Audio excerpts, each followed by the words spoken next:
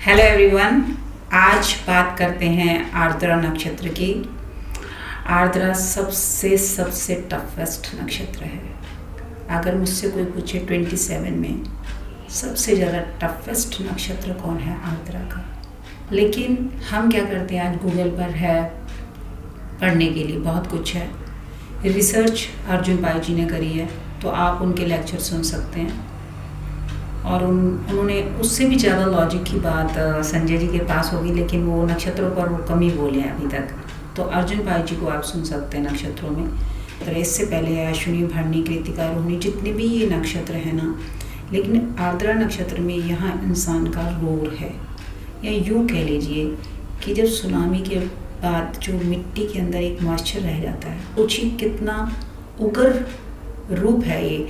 यहाँ पर क्या है, आर्द्रा का स्वभाव कि जहाँ गलत होता है वो वहाँ चुप नहीं रह सकता। आर्द्रा का प्रॉब्लम है कि जो भी गलत हो रहा है उसके अंदर रोर तो बड़ी होगी, लेकिन क्या है, उसको भी स्पेस नहीं मिला। घर में रहेगा तो वो रुद्र है, बाहर रहेगा तो वो विष्णु है। तो इसीलिए भ्रमण के लिए बोला गया है इस नक्षत्र में कि आप बाहर जरूर जाइए। बाकी कंफर्मेशन D9 से मिल जाती है। हमें किसी का देखिए ये नहीं पता उसका लग्नेश है या कौन सा प्लैनेट है, या इस नक्षत्र में कौन से सब लॉर्ड है, कुछ भी तो नहीं पता। इसलिए हम सिर्फ नक्षत्र की बात करेंगे। आर्द्रा वर्ल्ड वाइड, किसी का चंद्रमा होगा, किसी का क्या, कोई भी प्लैनेट होगा, तो सबसे पहले ये ट्रांसफॉर्मेशन है रुद्र की है। लेकिन ये ट्रांसफॉर्मेशन क्या है, सत्य की है। क्योंकि उन्होंने जब गलत होते हुए देखा ना, तब उन्होंने रुद्र का रूप लिया है। अगर वापस से उन्होंने ट्रांसफॉर्म करना है अपने आप को, तो दो चीज़ों का ध्यान रखना है। एक तो बाहर जाना, क्योंकि बाहर क्या है, वो रुद्र वाला रूप नहीं आएगा। एंगर रूप आपका घर पर ही है, बाहर पर नहीं आए। दूसरा क्या है, लैंग्वेज। अगर आप अपनी लैंग्वेज में बात कर रहे हो, ये मैंने बहुत नोटिस किया है। मान लीजिए हम इंडियंस हैं, आर्द्रा नक्षत्र में बॉर्न है, लैंग्वेज हमारे में उभरता लाएगा ही लाएगा आर्द्रा नक्षत्र। लेकिन हम लैंग्वेज की ट्रांसफॉर्मेशन देखें तो इसका थोड़ा स्पीड, थोड़ी लय कम हो सकती है। लैंग्वेज बड़ी प्रॉब्लम है इसके अंदर। सामने वाले के लिए वो सत्य और धर्म की बात कर रहा है, लेकिन उसका एंगर, उसका गुस्सा झलकता है आर्द्रा के अंदर। ओरिजिनल में तो ये जेमिनी के अंदर आएगा। कम्युनिकेशन के अंदर उसके प्रॉब्लम आएगी कि एग्रेशन और गुस्सा दिखेगा ही दिखेगा। अगर हम इसको ट्रांसफॉर्म कर दें, यानी इसको भेज दें बच्चे को किसी ऐसी कंट्री में भेज दें, क्योंकि हम तो चाहते हैं बच्चे विष्णु रूप ही रहें, ज्ञान रूप ही रहें और ना ज़्यादा गुस्सा दिखाएं। लेकिन ऐसा नहीं कि इसको नेगेटिव में लिया जाना। वो डिस्ट्रॉय किसको कर रहा है, जहाँ गलत हो रहा है। अच्छी चीज़ को थोड़ी डिस्ट्रॉय कर रहा है। यानी जहाँ असत्य और झूठ होगा वहाँ पर वो अपना रुद्र का रूप दिखाएगा। तो इसके पीछे एक कहानी है सुशोधरा की है, कि उनके माया देवी की कहानी बताई है कि उनके बच्चा नहीं हुआ था 20 साल। तो उसके बाद क्या हुआ कि उनको एक दिन सपना आया, और सपने में एक हाथी उनको एक फूल दे के गया। वो 4 एंजल्स आई, उनको एक पर्वत पर ले गई। उस समय वहाँ पर 64 ब्राह्मण थे। ये 64 ब्राह्मण क्या है, हमारे 64 नवांश। ये पूरी कहानी है। लेकिन मेरे सर, देखिए नॉर्थ इंडिया में अपनी स्टोरी है, लेकिन मेरे सर ने इसको लिंकअप किया आर्द्रा नक्षत्र के 64,000 योगिनी शक्ति है उसके अंदर, जो आर्द्रा नक्षत्र में आता है। 65,000 योगिनी शक्ति को कब एक्टिवेशन किया गया पार्वती जी ने, जब गणेश जी का सिर काटा था, तब भगवान शिव ने उनको शांत करके बोला कि मैं अभी इस पर सिर लगा देता हूँ। तब वो योगिनी शक्ति शांत हुई है। वरना जब अंकासुर को मारना था, तब ये शक्ति एक्टिवेशन में आई, तब एक्टिवेट किया गया, क्योंकि उनके अलावा उनको कोई मार नहीं सकता था। एक्टिवेट होती हैं चीज़ें किस चीज़ के लिए। पहले तो आपने प्रोफेशन देखना। हर कोई थोड़े ना आर्द्रा नक्षत्र में जब आएगा तो इतना गुस्सा, इतना एंगर होगा। हमको किसी का कॉम्बिनेशन नहीं पता, हमको किसी का date of birth, time, place कुछ भी नहीं पता। रही नक्षत्र की बात, तो नक्षत्र क्या है, नक्षत्र एक सुनामी है। और इस सुनामी को शिव के अलावा, यानी यूँ कह लीजिए ये गंगा का वो वेग है, सुनामी नहीं, गंगा का वेग भी ना कोई झेल सका।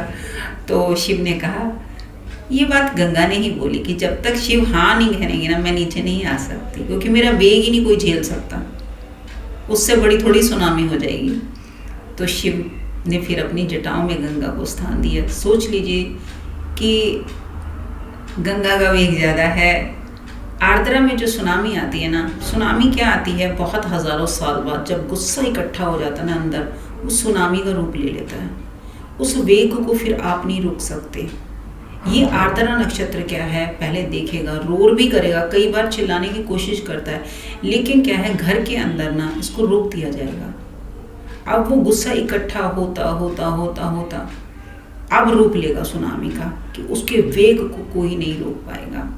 अब जो ये वेग बना है, ये 64,000 योगिनी शक्ति का बना है, जिसको कोई शांत नहीं कर। अब कौन सा कोई भगवान शिव आएंगे रोकने के लिए या कोई और आएंगे? ये तभी गुस्सा शांत होगा जब आप आउटर में जाएंगे, अपनी लैंग्वेज को चेंज करेंगे, अपनी कंट्री को चेंज करेंगे, क्योंकि वहाँ पर ये ट्रांसफॉर्मेशन लेके आएगी चीज़ की आप रुद्र का रूप छोड़कर विष्णु का रूप ले लोगे। क्योंकि वहाँ पर आपका कॉलेज होगा, आपका सीखने के लिए काफ़ी बातें होगी, लैंग्वेज सीखोगे, तो देखना कितना ट्रांसफॉर्मेशन लेके आएगा ये नक्षत्र। बाकी बहुत टफ नक्षत्र है, इस नक्षत्र की ज़िंदगी बहुत टफ है। जो भी इसमें जन्म लेता है बच्चा, पहले तो मैं कहती हूँ भगवान ये नक्षत्र में बच्चे को उतना ही बल देना आप। लेकिन अगर सोचिए कि वो आर्द्रा में पैदा हो गया तो उसको, उसकी शक्ति को, उसके वेग को कोई नहीं रोक सकता, क्योंकि वो ऑब्जर्व तो कर रहा है, रोर भी कर रहा है, लेकिन वो अंदर छुपा हुआ रोर है। जिस दिन वो रोर करेगा ना, उससे बच नहीं पाएगा, उस योगिनी शक्ति से कोई बच नहीं पाएगा। उसकी शक्ति के सामने सब फीके पड़ जाएंगे, क्योंकि वो शक्ति सत्य और धर्म के लिए लड़ रही है, अच्छी बात के लिए लड़ रही है। उसको भलाई सुनामी बनने के लिए 60 साल लग गए। वेव जब भी आई ना, इतने टाइम के बाद आएगी, लेकिन फिर वो बिल्कुल डिस्ट्रॉयड कर देती है। उसके बाद जब वो दोबारा साम्राज्य होता है, यही होता है पुनर्वसु, इसके अगला नक्षत्र जो दोबारा से साम्राज्य को स्थापित करते हैं। और इन्हीं 3 नक्षत्रों का वर्णन है। एक है आर्द्रा नक्षत्र, जिसका आरंभ नहीं अंत नहीं। ये शक्ति स्तंभ है शिव का, इसके अंदर इतनी अग्नि है, इतना अग्नि रूप है। विष्णु और ब्रह्मा तक पता नहीं लगा। ब्रह्मा ने तो चलो झूठ ही बोल दिया था, लेकिन विष्णु तक नहीं पता लगा पाए। बाकी इसके बाद उन्होंने जस्ट बोला है कि पुनर्वसु नक्षत्र, श्रवण, आर्द्रा और पुनर्वसु। तो इसकी इम्पॉर्टेंस बहुत ज़्यादा है नक्षत्र की, लेकिन इसको झेल कौन पाएगा? सही गाइडेंस गुरु की जब तक ना हो, तब तक इस नक्षत्र को कोई छू भी नहीं पा सकता। इतना टफ नक्षत्र है। मैंने इजी लैंग्वेज में इसलिए आपको बताया कि देखिए, मैं यहाँ पर एस्ट्रोलॉजी की क्लास नहीं चला रही, आपको समझना है बस इस नक्षत्र को, और कुछ नहीं, कि इसके अंदर जो इतना उगरता है वो सत्य और धर्म के लिए है। इसके लिए वो इतना रोर कर रहा है। अगर आप उसको फ्रीडम नहीं दोगे बोलने की, तो वो बोलेगा क्या? उसके बाद सीधी सुनामी आएगी, जिसके वेग के आगे तो फिर कोई भी खड़ा नहीं हो पाएगा। इसलिए जितने भी बच्चे हैं उनको स्पेस दीजिए, बोलने का मौका दीजिए, नहीं तो कंट्री चेंज करा दीजिए, तभी ट्रांसफॉर्मेशन आएगी विष्णु वाली। इसी तरह आप सत्य से जुड़े, धर्म से जुड़े, सच से जुड़े। मेरी वीडियो को शेयर करें, लाइक करें, कमेंट करें। अगली बार मिलते हैं एक और सच के साथ। बाय।